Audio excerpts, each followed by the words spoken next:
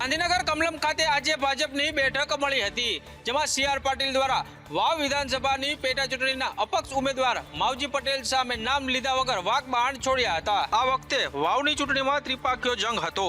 સૌથી વધારે ચર્ચા અપક્ષના માવજી પટેલે જગાવી હતી।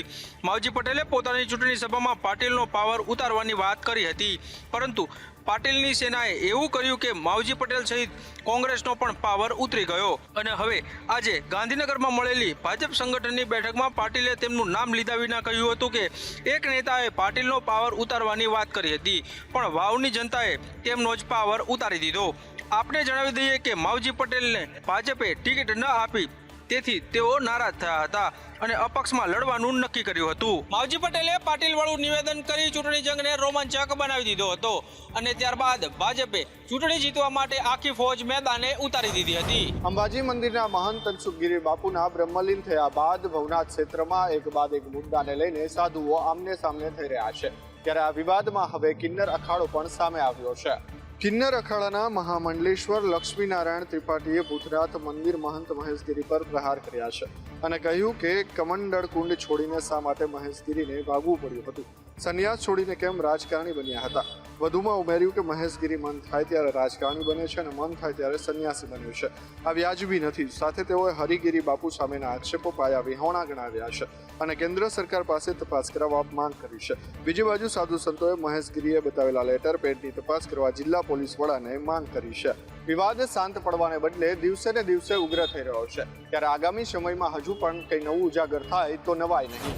અમદાવાદના વધુ એક આશ્રમમાં ગાદીનો વિવાદ વકર્યો છે અને તેની જ આશંકામાં ઘર્ષણની શક્યતાઓ રહેલી હોવાના કારણે પોલીસનો ચુસ્ત બંદોબસ્ત ગોઠવી દેવામાં આવ્યો। ભારતીય આશ્રમની ગાદીનો વિવાદ માંડ શાંત પડ્યો છે, ત્યારે હવે પાલડીના રામાનંદચાર્ય પીઠના રામજી મંદિરનો વિવાદ શરૂ થયો છે।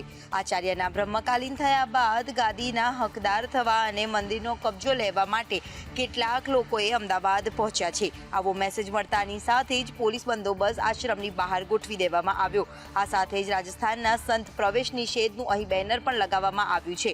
સંત વૈદેહી વલ્લભાચાર્યને નિષેધ કરાયો છે। અહીં આગામી 29મીએ નવા ગાદીપતિનો પદભાર કાર્યક્રમ છે।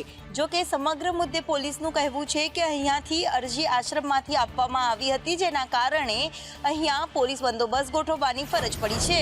રાજ્ય સરકારે આજે નવી કુટીર અને ગ્રામોદ્યોગ નીતિ 2024ની વિમોચન કર્યું છે, જે આગામી 5 વર્ષ સુધી અમલમાં રહેશે। સરકારના મંત્રી બળવંતસિંહ રાજપૂત અને જગદીશ પંચાલે આ નીતિ જાહેર કરતા તેની જોગવાઈઓ પણ જાહેર કરી હતી।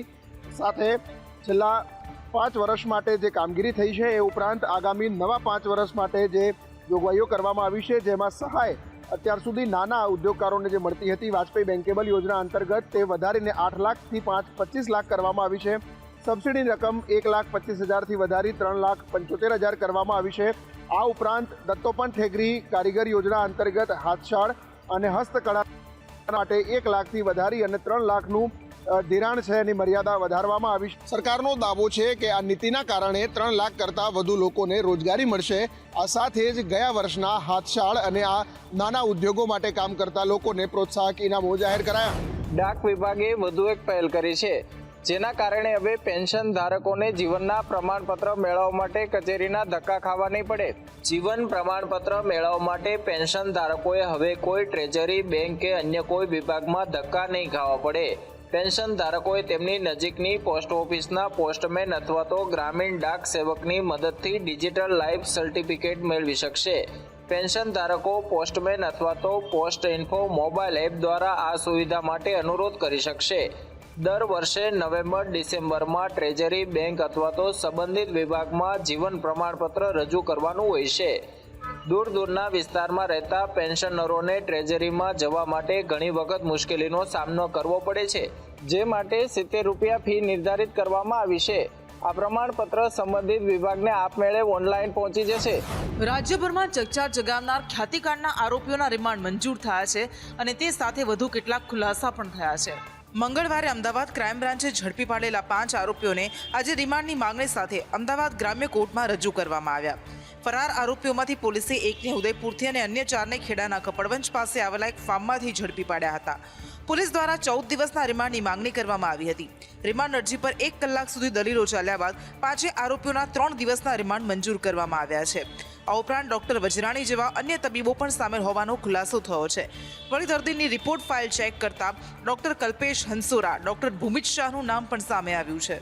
બીજી બાજુ મુખ્ય આરોપીઓ હજુ પણ પોલીસ પકડથી દૂર છે, જેમાં ચેરમેન કાર્તિક પટેલ, આ ઉપરાંત ડિરેક્ટર્સ રાજશ્રી કોઠારી અને સંજય પટોલિયાનો સમાવેશ થાય છે. ખ્યાતિકાંડના કૌભાંડીઓના વધુ એક કાંડનો ખુલાસો થયો છે.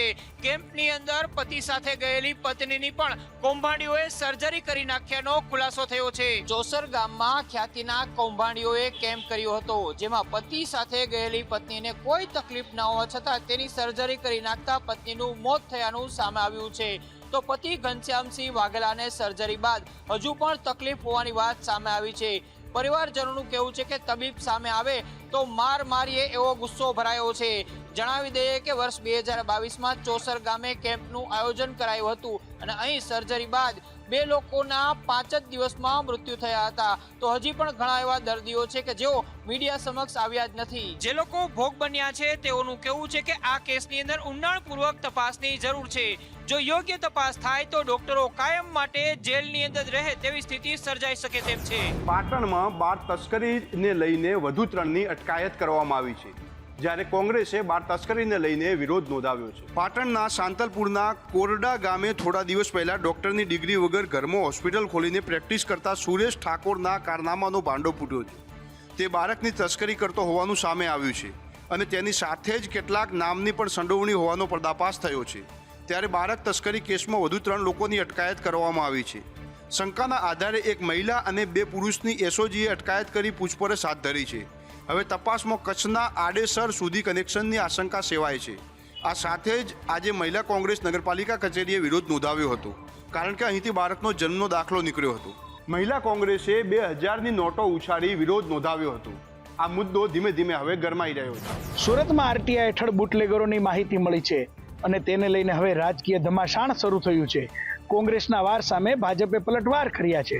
લગભગ 538 જેટલા લિસ્ટેડ બુટલેગરો, જેની ઉપર 20થી વધુ જેટલા 20થી 40 જેટલા ગુનાઓ કાયદેસર રીતે નોંધાયેલા છે. આ માહિતી કોઈ રાજકીય આગેવાન તરીકે નહીં, કોઈ પત્રકાર તરીકે નહીં કે સામાજિક આગેવાનોએ કોઈ ફરિયાદના રૂપમાં નહીં, પરંતુ એક આરટીઆઈ દ્વારા જેની જવાબદારી છે કાયદો વ્યવસ્થાની પરિસ્થિતિ જાળવવાની, એ પોલીસ વિભાગના સુરત જિલ્લાના પોલીસ અધિક્ષકે આ માહિતી આપી છે કે ચોરી, ખૂન, બળાત્કારના જે પ્રકારના ગુનાઓ દિવસે દિવસે ક્રાઇમ રેટમાં પણ ગુજરાતમાં સૌથી વધુ સુરત જિલ્લામાં ક્રાઇમ રેટ નોંધાયેલો છે. સુરત ગ્રામ્યની અંદર અત્યાર સુધીમાં જેટલા પણ કેસ નોંધાયા હોય અને જેની પર બુટલેગર માટેના એક્ટ લગાવવામાં આવ્યા હોય એ વ્યક્તિઓની સંખ્યા એ માહિતીમાં આપવાની થતી હોય છે. અને જેની ઉપર અમુક વ્યક્તિઓ એવા હોય છે કે જેની ઉપર એક કરતાં વધુ ગુના પણ નોંધાયેલા હોય છે. એટલે આ ગુનેગારોની સંખ્યા જ્યારે માગવામાં આવે તો ગુના અત્યાર સુધીના ઇતિહાસમાં જેટલા ગુના નોંધાયેલા હોય એટલાની માહિતી આપવામાં આવી છે. સુરત મહાનગરપાલિકા સંચાલિત સ્થાળાના આચાર્ય તો બિઝનેસમેન નીકળ્યા. જી હા, સરકારનો પગાર લઈને તેઓ દુબઈમાં પોતાનું બિઝનેસ ચલાવતા હતા. સંજય બાબુભાઈ પટેલ એક સરકારી સ્કૂલના આચાર્ય છે અને તેની સાથે સાથે દુબઈમાં મોટા બિઝનેસમેન પણ છે, પરંતુ તે અમદાવાદમાં અપહરણની ફરિયાદ કરી ભેરવાયા છે. એમને સુરેન્દ્રનગરના પૂર્વ ધારાસભ્યના ભત્રીજાને ઉછીના 3.50 કરોડ આપ્યા હતા.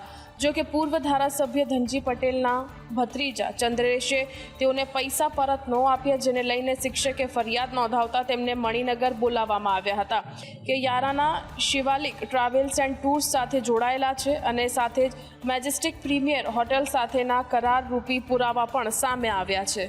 તો આચાર્ય પોલીસ સ્ટેશને ફરિયાદ નોંધાવવા ગયા હતા ત્યારે તેઓનો દુબઈવાળો કાંડ પણ સામે આવ્યો છે કે જેને લગતી શાળાના અધિકારીઓ પાસે કોઈ પણ માહિતી નથી. અમદાવાદ આરટીઓ કચેરીમાં લાંબી લાઈનો લાગી રહી છે અને આ લાઈનો મેમો ભરવા માટે લાગી રહી છે. ટ્રાફિક પોલીસ દ્વારા ટાર્ગેટ હોય તેમ છેલ્લા 2 દિવસથી વાહન ચકાસણી કરીને પુરાવા ન હોય તો આડેધડ વાહનો ડિટેન કર્યા છે અને હવે ડિટેન વાહનો છોડાવવા વાહન માલિકો આરટીઓ આવતા લાઈનો લાગી છે. ત્રણેય આરટીઓમાં સામાન્ય દિવસમાં વાહન ડિટેનના 20થી 40 મેમો આવતા હોય ત્યારે હાલ 500થી 700 લોકોની મેમો ભરવા લાઈન લાગેલી જોવા મળી. તેથી આરટીઓમાં 3 ગણો મેન પાવર વધારવામાં આવ્યો છે, કારણ કે ડોક્યુમેન્ટ ચકાસવામાં સમય લાગે છે અને 200થી 250 લોકોને ટોકન આપવામાં આવે છે, જેના કારણે વાહન છોડાવવા માટે અરજદારો આરટીઓના ધક્કા ખાવા મજબૂર બન્યા છે. હવે આ ગુનાખોરી અટકાવવાની ડ્રાઈવમાં લોકો મેમો ભરતા થઈ ગયા છે. આ ડ્રાઈવ દરમિયાન દારૂડિયાઓ તો પકડાઈ રહ્યા છે, પરંતુ દારૂના અડ્ડા પકડવામાં પોલીસ પાંગળી સાબિત થઈ રહી છે. રાજકોટમાં આધાર કેન્દ્ર પીડા આપતું કેન્દ્ર બન્યું છે, કારણ કે અહીં આધાર કાર્ડ માટે લોકોને ધક્કા ખાવા પડે છે અને સાથે જ લાંબી લાઈન પણ જોવા મળી રહી છે. રાજકોટમાં આધાર કાર્ડ કઢાવવા અરજદારોએ હાલાકીનો સામનો કરવો પડી રહ્યો છે. આરએમસીના 3 ઝોનમાંથી માત્ર સેન્ટ્રલ ઝોનમાં જ આધાર કાર્ડ કેન્દ્ર કાર્યરત હોવાથી અરજદારોની લાંબી કતારો લાગે છે. મુંબઈની રિજનલ કચેરી દ્વારા આધાર કાર્ડ કેન્દ્રના તમામ 18 ઓપરેટરોને એક સાથે સસ્પેન્ડ કરી દેવામાં આવ્યા હતા, જેના મનપાની ઈસ્ટ અને વેસ્ટ ઝોનમાં આધાર કાર્ડની કામગીરી ઠપ થઈ હતી. આ અંગે મનપાના અધિકારીનું કહેવું છે કે 18 ઓપરેટરોમાંથી 12 ઓપરેટરોને અમારી રજૂઆત બાદ પરત લેવાયા છે, એટલે હવેથી ત્રણેય ઝોનમાં 15 ઓપરેટરો દ્વારા કામગીરી કરવામાં આવશે. વધુમાં તેઓએ કહ્યું કે એક સાથે 15 કીટ છે તે કાર્યરત કરવામાં આવશે, જેથી આધાર કાર્ડ માટે આવતા અરજદારોને રાહત મળશે.